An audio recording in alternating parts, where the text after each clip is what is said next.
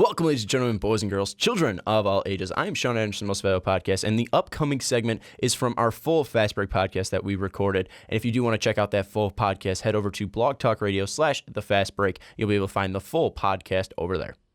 But let's move on to one of my favorite players in the NBA, Baby Bron, our boy, Baby Bron. No, Baby Bron plays for the Suns. The Beast. LeBron James plays for the Cleveland Cavaliers. The King, the GOAT. Yeah. LeBron James. The question is, will LeBron James be the GOAT if he makes it to another NBA Finals? And it's looking for sure that he's going to do it. I said Cavs in 5, I think, in my Eastern Conference Finals preview. You might be off by one game there. Riley said my ass was out of line. I think they're going to sweep them. Yeah. I just said 5 to be nice. But looking at this, love you, Riley. But looking at Love this, you all of Boston. this will be LeBron James's 7th straight NBA Finals if he makes it there, which I think it's for sure that he will make it. I don't think Boston's going to upset him and take 4 out of 6 in the next series as we're recording this on the 19th. So would LeBron James become the GOAT if he made it to another NBA Finals? This would be 7 straight.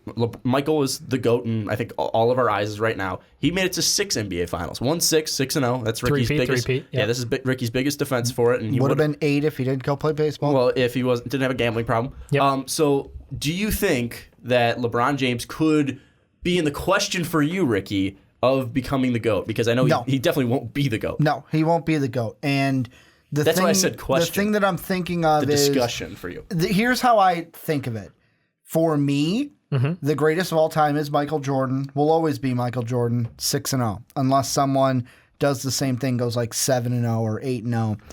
The thing that I kind of think of is, to me, there are 3 players in my lifetime of watching basketball that are the top. Like, they are at the table watching over everybody else. MJ, Kobe, and LeBron.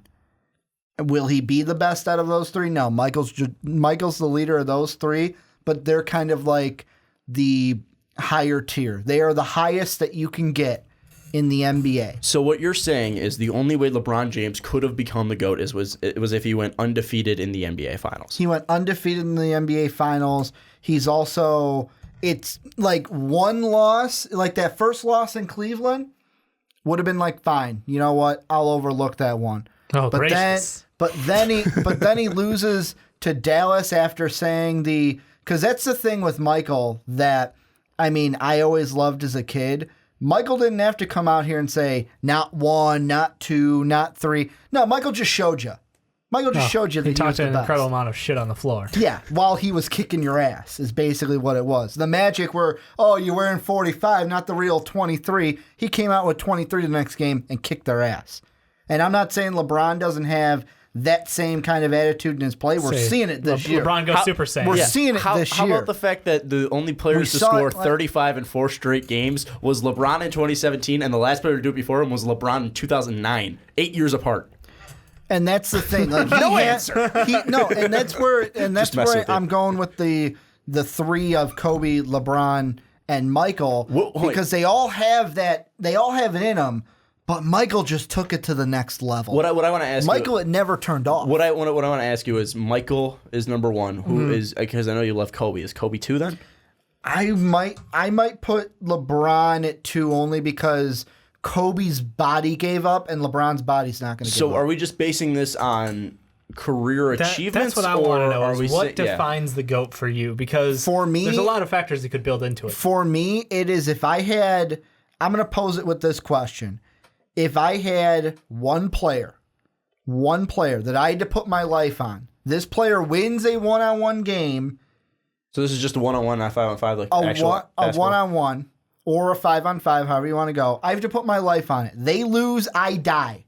I'm picking Michael Jordan each and every time. And it's because of each and every player time he is? Because of the type of player he is, because you look at his accomplishments, and at the highest pinnacle, he never lost. He never allowed his team to even be put in that situation of we are going to lose this series. But then again, you have to look at the teams that he played compared to the teams LeBron played. I mean, LeBron played tougher teams. He played 3 times. I think 3 times. 3 times he played the Spurs, the dynasty of the Spurs, and went 1-2, right? 1-2 because he lost against Kawhi. I think beat him once, then lost in 2007, 2008. So he had to play the dynasty that is Greg Popovich. He had to play up against Golden State twice, beat them. Will be a third time. I think that's going to change it. I mean, Dave, looking at this, you haven't spoken at all. I mean, I'm just kind of marveling in this. Yeah, he's the one who's super passionate about it because LeBron's he's the homer. He's a hardcore homer for MJ, and I understand that. You're in the middle, and I'm on LeBron's side. Yeah, no, I think in all honesty, what defines GOAT is something that no one can really define. It's to each their own kind of a thing, in my opinion. I think there's definitely a Mount Rushmore of NBA players, and in the modern NBA, LeBron is most certainly the leader. In terms of what he can do, there's no one else on this earth who can do what he can do, and that's something special. He is, for his size, he has the quickness of someone much smaller, but he also has the power of someone, who is 6'8", 250, and he can move like a freaking gazelle. That part doesn't make sense. The fact that he has such amazing passing ability, and he's an incredibly unselfish player, but at the same time, he has learned when to take the shot for himself and when to take over games in crucial moments and in crucial series, like last year, defining himself with that 3-1 comeback and absolutely leading the Cavaliers in every category. I mean, there's something to be said about a triple-double in Game 7, too. The ability to do that is something special, and I think we're kind of taking it for granted because we're getting to watch it now versus Michael Jordan, who we watched growing up. We were there for the double three-peats, and we didn't watch the struggles early in his career that created who he was. With LeBron, we've seen him going up against the bad boys all the way through his career, and I think I think that it's easy to take it for granted. What we're seeing now is just something no one's ever seen before. And the only knock I have and of course this goes into a topic of like it's totally different eras between Michael and LeBron. The only thing I don't like about last year's finals, and there have been some people that have said it already, it's the Draymond Green. Yeah, is he a scumbag player last year? Yeah, but LeBron James tattled. Forever. LeBron James basically tattled to get him thrown out of that game. If Draymond Green plays in that next game, I get it. But if he plays in that game, LeBron doesn't win that series, Michael wouldn't have done that. Michael would have been like, okay, that's how it's going to play. I'm just going to drop 50 on you and win. Yeah, so no, LeBron Michael would have an enforcer. But LeBron also didn't step up because he totally didn't just go off in the last 3 games as well. He also didn't put up near a triple-double in the last game. He also didn't have one of the greatest blocks we've seen in NBA history in Game 7. Yes, he didn't take the shot like Kyrie did. He didn't hit the game winner, the game sealer. He didn't have the closeout on Steph, but he did have one of the greatest blocks that turned the tides and pretty much kept the game in there. I mean, see, I think that, obviously you have, Michael in your heart. You have Michael, ingrained in your Chicago kid. Totally understand it. I mean, Sammy Sosa was my favorite player, and then, that was shattered when his bat shattered, and, I saw the cork. And then he forgot how to speak English, coincidentally. Well, I don't know what that has to do with anything, but, his bat shattered, cork was there. Every interview ever that happened after that, he mysteriously couldn't answer questions. That's what that was. I don't know what you're talking about. I'm just saying he used steroids. Back to he used steroids and corked his back. What I'm saying was just that, you didn't have that glass shattered. Glass was never shattered. Jordan was always a great player. Jordan had those moments that were ingrained in you. I think also with me, I grew up with LeBron as my player. I mean, my first ever jersey was Michael Jordan on the Wizards, but then I look at what I don't know, that never happened. That did happen. No, it didn't. The last 2 years of his career happened. No, it didn't. He's still the best player on those teams. Is the sad part. Anyways, what I'm saying is that I have seen something that I've never seen before. I mean, you've seen players like Kobe Bryant who have been able to put up against the same amount of points, be able to score and dominate a game like Michael Jordan did, at least scoring-wise. But no one has ever been able to do what LeBron James is doing with his physicality, with his speed, with his size, with his ability to score, with his ability to rebound, with his ability to be a playmaker. I've never seen anything like that before. I mean, maybe Magic before, but Magic wasn't the scorer that LeBron was. Magic wasn't the guy that was so dynamic with his athleticism. I've never seen such an athletic player. And like Dave mentioned, 6'8", 250. The guy is like a Usain Bolt out there. He's a tight end he was just so fast, fluid, quick in his motion, 32 years old, but he's been playing for 14 years, has been having arguably one of the greatest playoffs we've seen of all time at 32. And this is after a season where his body should be breaking down. It's just something where I marvel at his game all the time, where Michael's game was kind of just stuck. And I'm not saying it at a bad time.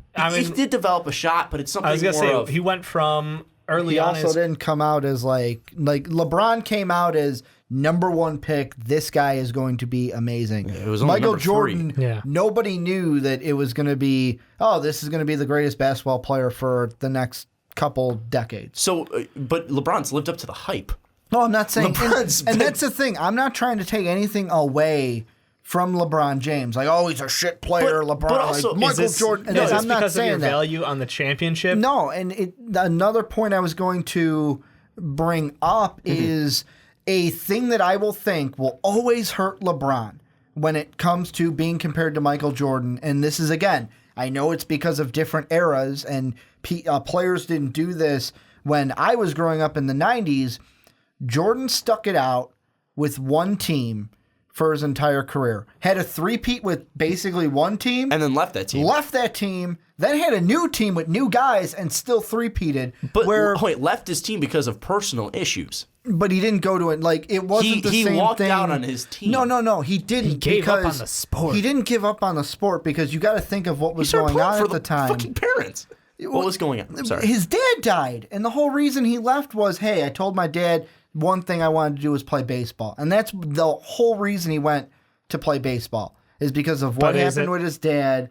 And, of course, there are other things that you could have played into it, but I look at that sentimental value, and him leaving for baseball for 2 years is completely different than, hey, I'm not winning championships here. I'm going to go play with my buddy in Miami and this guy who's following us, because that's who Bosch was at the time, to win championships. But hold on. So you're saying that LeBron's dominance is lesser because he didn't do it on one team. The decision is a just bad thing on LeBron's career, but also that he will never be able to wash off completely. But is it the decision to leave, or is it just the actual program of the decision, the hour that we lived on ESPN? It's the action of actually, because to me, I look at it and I go, wait. If he actually wanted to win, like the winning at Cleveland, this one's for you, is great. But it would have meant so much better, and it would have meant so much more for his legacy if he did it staying there the whole time. But you can't. It was the action to actually do it, and then how he did it didn't really help. But you also have to look at Cleveland. They weren't giving him any help. Cleveland wasn't giving him any I'm not help. trying That's to the defend reason Cleveland. why he left. I'm just saying. But you're saying that he should have stayed because that's what Jordan did. He should have stayed there and I'm just saying it toughed doesn't. it out. I'm just saying it doesn't look good. It doesn't look good on his. But his legacy. He toughed it out for 7 years with nobody on his team. I mean, his best teammate was Zunis Ilgauskas. Like, that's not a Scottie Pippen. Like, I love Ilgauskas. He was a funny looking bald headed guy. It was number 11. What was it, Croatian or something like that? He was there. His second best player, not Scottie Pippen, who is a top 100 player in NBA history, probably top 30. Much higher than 100. Much higher than 100. I'm just putting him in that ballpark. Yep. Zunis is not even a top 100 big man in NBA history. I mean, he didn't have teammates around him. Zunis was still, Ilgauskas was still getting older. He didn't have that team around him, and it wasn't until that team was built because, what's his name? The owner, Gilbert. Gilbert wasn't giving him any help. Gilbert wasn't bringing anyone next to him like a Scottie Pippen, like a Dennis Rodman, like a Steve Kerr, like a B.J. Armstrong, all of these players. The thing is, with LeBron, I'm just saying the decision, the act to do it, but more so the way he did it, will still impact his legacy, and I think has to be included when bringing up the GOAT conversation. See, in my mind, the decision is always going to be a blemish, but it's a different league and a different time. And Michael Jordan had a team that was completely empowering him. We talked about this earlier about building around a player, and he had the backing of the organization, and they made a lot of moves to try to get him the right pieces. LeBron James has had to do that himself. He went, look, I've been with you for how long, and you have yet to put a team around me. I'm going somewhere else, and I'm building my own team. That's how this is working. I'm going to Miami. I'm going to get my own role players. Pat Riley built the team. I'll give you Pat Riley, because I love Pat Riley. I love the way that worked out. But when he went back, Pat Riley wasn't there. Took his time there, won his games, won the ring, and then came back home. And what did he do again? He went, I'm building my team. This is not something that Michael Jordan was able to do. This is something that has become fairly I think he's the only person I know who's been able to kind of mold his own team, go to the GM and demand moves be made, bring in the right role players, and he's made this such a interesting situation because he is, on a team with 2 other all-stars, but at the same time, the reason they're doing so well is because he's able to make everyone around him such a better player, and these role players get so many better looks, so many better opportunities over time. And no offense to Michael, but Michael wasn't a facilitator. He didn't create things for others. He didn't necessarily make everyone on his team better. He just was that fucking good. And I'll give you that. But LeBron James does something on top of that. And I think the difference for me is the killer instinct versus the lack thereof with LeBron James, because that was the reason why Kobe is in your discussion. I think he's not in mine, but I respect the hell out of him for it because he has a killer instinct. He has that will to win beyond anything else. LeBron James might have it, but he doesn't show it in the same way. And that's kind of where I think it's something where he doesn't need to take the last shot. I think that becomes more of his facilitator thing where Michael you look at didn't have to take the last shot either. Okay, once he didn't. Once Paxton and Kerr. Okay, but the thing that I was saying is more of you look at Jordan, you look at Kobe. Those are 2 guys that weren't facilitators. They were scorers. They were the guy on the team. Where we talk about this. LeBron's a guy that could be a facilitator. LeBron is the facilitator on his team. He's the guy that has the ball in his hands and will make plays for his opponents. For his teammates. You look at Kyle Korver. Kyle Korver was shooting at a ridiculous rate when he came over, just because he was getting so many open looks from LeBron's. LeBron's first instinct is just to score for the team and not score for himself. Where I think Jordan, he sees an open. I think Dave kind of put it perfectly with the killer instinct thing, where.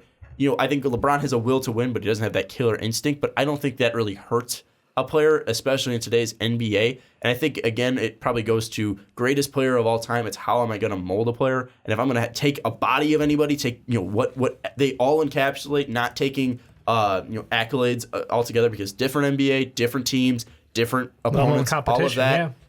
I'm going to build LeBron James. I'm going to build a 6'8", 250 guy who can run up and down the court with ease and look like look like a breeze and pretty much be a robot out there who's been playing for 14 years at that same level, getting better and better, and hasn't broken down. I just think that's something that you look at the 7 straight NBA finals. You look at 8 total finals. You look at, I think it's 5 finals now for his career. 4 titles. LeBron. Man. 3 titles? 3 titles. 2 Miami, 1 Cleveland. That's right, because he lost against the Warriors. Anyways. And he lost against the Mavericks. I think, and the Spurs. Yeah. Well, I don't count that one. Twice against the Spurs. I don't count that loss. I count the appearance. he lost twice. He lost twice against the Spurs. Why did I say? See, that's the thing about LeBron. I think he was moved to 5 titles. And he almost. Let's be honest. I mean, this is not something. I'm not saying this to knock LeBron's career at all. I'm just bringing it up to bring it up. If it wasn't for Ray Allen and a miraculous shot, he would have only had 2. Well, that game 6 shot. If that shot never happens, Spurs win that series. But then you're also discrediting every last shot, the last year's season as well, because if Draymond didn't get suspended, then it wouldn't have gone exactly. 7. So basically, LeBron only has like 1 title he actually earned. Is what Ricky's saying. But then he went to Miami, didn't win Cleveland, well, really, so therefore it doesn't count as 0 titles. LeBron's got 0 titles. Really, if James Harden showed up, I mean, yeah, you're right, 0. Anyways, I think it's a discussion. I think that's the best thing that we can have, and I think if he wins against the Warriors this year, I think it's completely. I think it's going to be unprecedented. I think it's going to be a discussion that we will have to revisit because if he, it's something about making the finals. If he can add a 4th ring to his accolades, make it 7 straight finals. If he does it for like 9 straight finals, he's going to be the GOAT in my mind, just because he's doing it in what I think is the best era player wise in the NBA. Individual player wise, I think it's teams as well. I think, although like you could probably look back and say, well, Ricky, Michael Jordan, and that Bulls team probably dominated, not the exact same, but similarly. So you can take it even further back to the Celtics and the Lakers of old. But I think that the overall teams back when the overall teams that were around back then were some quality teams, like that Magic team that was around in the early 90s. But the Knick team with Starks and Ewing. The Reggie Miller Pacers were always a tough team to play against. I think was Michael always going to get through it? Yes, but they were tough teams. I think it'd be interesting to put a team like this Boston Celtics team that LeBron's going up against, this Atlanta Hawks team, your Bulls, and see how they would do in the old in the old days. I think that Jordan would still beat him, but I think it'd be interesting to see how it would play out. Imagine Michael in this league if you couldn't put a hand on him. You couldn't hand check him. I think the Warriors would still beat him. So many He'd points. be amazing. I think the Warriors would beat him. He's still amazing. No, like even more so. Like He's the greatest of all time. He'd be God mode. He was God mode. Even more God In mode. his second NBA playoffs, he put up 43 points per game. Even more God. Think It was like even 6 better. games, and one of them was 63. It was an even outlier. better. Anyways, I think it's a discussion. I think that's good. You asked this question to Ricky Widmer a year ago, and he would be saying LeBron's terrible. So at least it's a discussion. We'll revisit if the Cavs win the finals this year. He's definitely going to be going to 7 straight finals. Book it, unless he breaks down and gets hurt. Well, If I just jinx LeBron James, I'm going to cry. Both the Warriors and the Cavs are going to go 16-0 straight to the finals. No, just 4 That's series. not how it works. 4 Then series. 12-0. They're not losing a game before the There you go. finals. You get what I'm saying? They're both going 16-0. Co-champions. Anyways. They tie every game.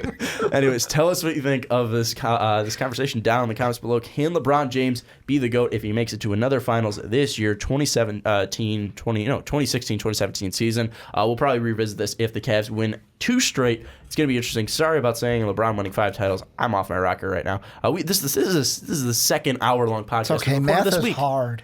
Math is hard. I just messed it up too. It's the second. We've been in the studio for like 10 hours in the last 2 Oh, days. don't say it like you don't love it. I do. Dave started lying on the floor. But anyways, tell us what you think. You were in here yesterday. I was. Tell us what you think of Baby Brown down in the comments below. Also, don't forget to talk about the Lakers and Celtics if they should trade their picks. But for Ricky Widmer, Dave Oster, I'm Sean Anderson. We'll see you next time. Thank you. Oh, shit. It's just one of our videos scared me a little bit. Don't forget to check out that one. And also don't forget to check out patreon.com/mostvaluablepodcast. But thank you so much for watching. We'll see you next time.